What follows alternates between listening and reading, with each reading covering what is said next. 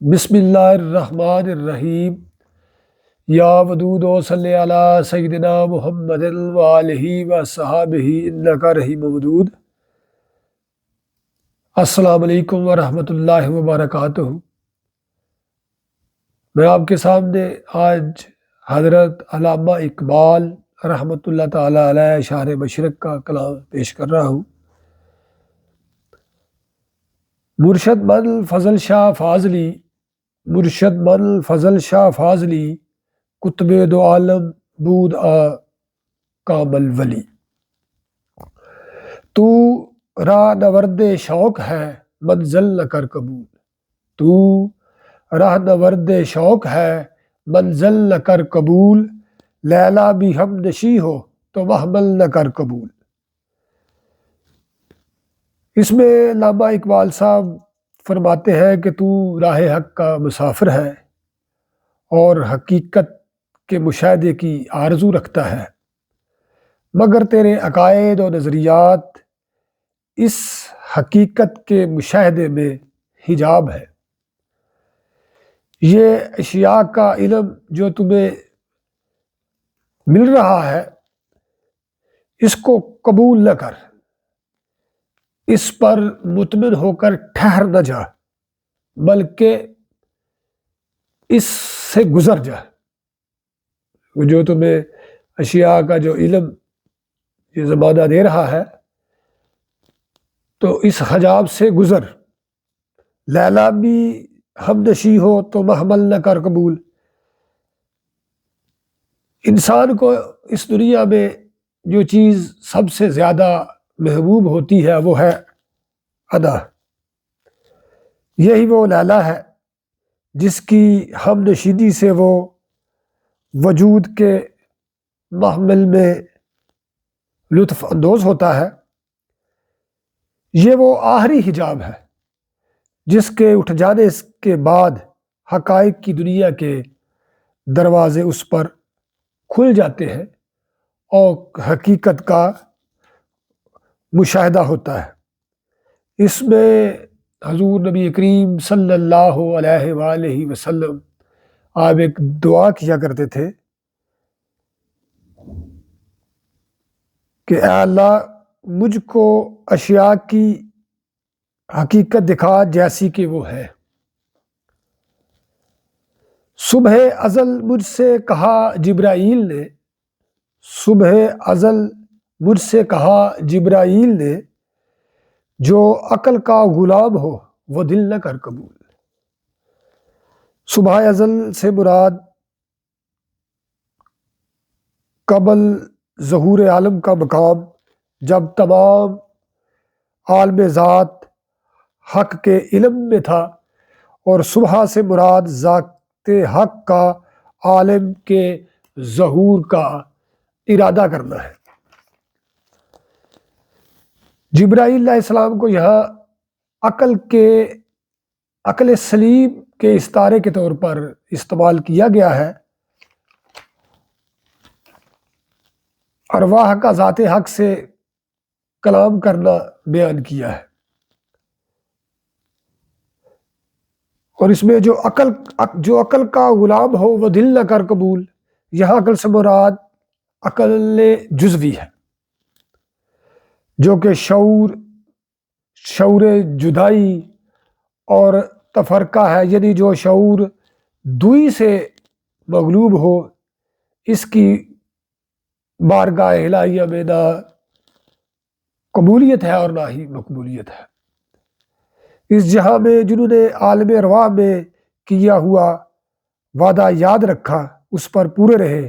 وہ وعدہ کیا تھا کہ ہر ایک جو ہے وہ عالم ارواح میں ایک وعدہ کر کے آیا ہے کہ یا اللہ سب کام تیرے کروں گا، اپنا کوئی کام نہیں کروں گا اور تجھ سے ہی مدد مانگوں گا۔ تو جو اس وعدے پر، اس میثاق پر پورے ہیں،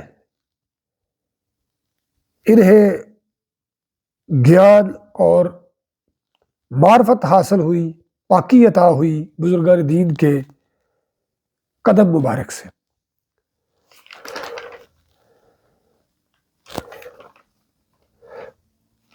کھویا نہ جا صنم کدا کائنات میں، کھویا نہ جا صنم کدا کائنات میں، محفل گداز گرمی محفل نہ کر قبول۔ کھویا نہ جا صنم کدا کائنات میں، صنم کدا کائنات سے مراد یہ صورت کا جہاں ہے، جسے ہم عالم مثال بھی کہتے ہیں، یعنی کہ صورتوں کی کثرت میں، اختلاف میں کھو کر انہیں کسی غیر صورت سے جاننا، یہ سب اللہ کی طرف سے ہے، اور یہ سب اللہ تعالیٰ کی جماعت ہے۔ اس مقام پر بزرگان فرماتے ہیں کہ جتنی بھی صورتیں ہیں وہ اللہ تعالیٰ کی طرف سے ہیں، اور سب کو سلام کر کے گزرنا چاہیے۔ تو کسی کو بھی سب اللہ تعالیٰ کی طرف سے ہے، اور کسی کو کسی غیر صورت سے نہیں جانا چاہیے۔ اگر آپ کسی کو کسی غیر صورت سے جانیں گے تو شرک لازم آ جائے گا۔ دوسرا یہ مصرع تھا کہ محفل گداز گرمی محفل نہ کر قبول۔ محفل سے مراد مظہر صفات حق یعنی کائنات ہے، اور محفل گداز سے مراد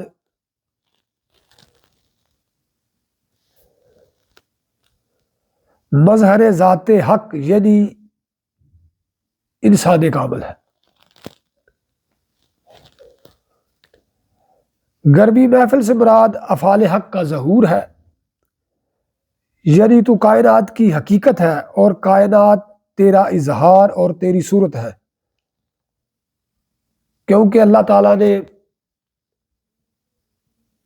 انسان کو مطلوب بنایا ہے، اور جتنی بھی چیزیں ہیں اسے اللہ تعالیٰ نے وہ سب انسان کی طالب ہے، اور انسان جو ہے وہ مطلوب ہے۔ تو جتنی چیزیں طالب چیزیں ہیں وہ مطلوب کی تلاش میں ہے، اور مطلوب کی طرف چل رہی ہے، اور اس کی تلاش میں ہے، اور اس کا طواف کر رہی ہے۔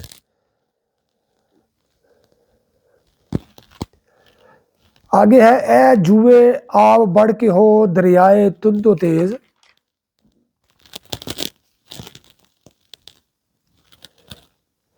اے جوئے آب بڑھ کے ہو دریائے تند و تیز، ساحل تجھے عطا ہو تو ساحل نہ کر قبول۔ اے جوئے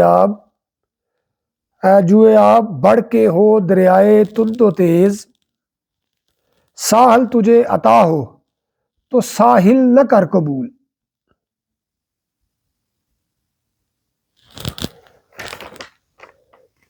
جوئے آب سے مراد وجود خلق ہے، اور دریائے تند و تیز سے مراد شان حق ہے، یعنی کہ اپنے وجود کو وجود حق میں فنا کر دے تاکہ تو بقا ہو جائے۔ بزرگان دین اس مقام پر فرماتے ہیں کہ جو فنا کے ساتھ لگ جاتا ہے وہ فنا ہو جاتا ہے، اور جو بقا کے ساتھ لگ جاتا ہے وہ بقا ہو جاتا ہے، اور یہ تیری شان حقیقت ہے۔ ساحل تجھے عطا ہو تو ساحل نہ کر قبول۔ ساحل سے مراد تعین ہے، اور تعین کے معنی شرک کے ہیں۔ جو انسان تعین سے پاک نہیں ہو سکتا وہ شرک سے پاک نہیں ہو سکتا۔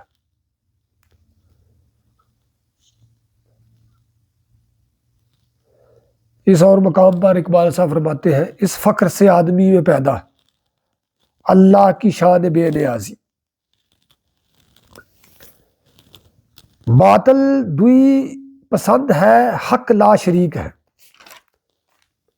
باطل دوئی پسند ہے حق لا شریک ہے، شرکت میانہ حق باطل نہ کر قبول۔ باطل دوئی پسند ہے حق لا شریک ہے، شرکت میانہ حق کو باطل نہ کر قبول۔ دوئی سے مراد شعور جدائیوں کا کثرت اور لا شریک سے مراد شعور یکتائی اور وحدت ہے۔ باطل دوئی پسند بزرگان دی فرماتے ہیں اللہ دوست بھی اللہ تعالیٰ کی طرف سے ہے اور مخالف بھی اللہ تعالیٰ کی طرف سے ہے۔ اگر مخالف کو کسی غیر صورت سے جانا جائے گا تو شرک لازم آ جائے گا، یہ باطل ہے۔ شرکت میانہ حق کو باطل نہ کر قبول، قول کی حقیقت منافقت ہے، ہر وہ قول جھوٹا ہے۔ بزرگان دی فرماتے ہیں کہ قول کی حقیقت منافقت ہے اور ہر قول جھوٹا ہے جس کا عمل شاہد نہ ہو۔ ایسے وجود کو قبول نہ کر جس کے خیال و گفتار میں تو حق ہو لیکن حال و کردار میں غیر حق ہو، یعنی کہ اس کی گفتار میں تو حق ہو لیکن اس کے حال میں اور اس کے کردار میں غیر حق ہو۔ اس مقام پر سرتاج اولیاء حضرت مولوی غلام رسول صاحب فرماتے ہیں کہ باجو حال نکال منافع کالی دا ہت حالی ہووے حالی صدائیں عالی، اے ہے تبارز عالی۔ اللہ تعالیٰ ہمیں آسانیت عطا فرمائے اور آسانیت تقسیم کرنے کا شرف عطا فرمائے، نور والے۔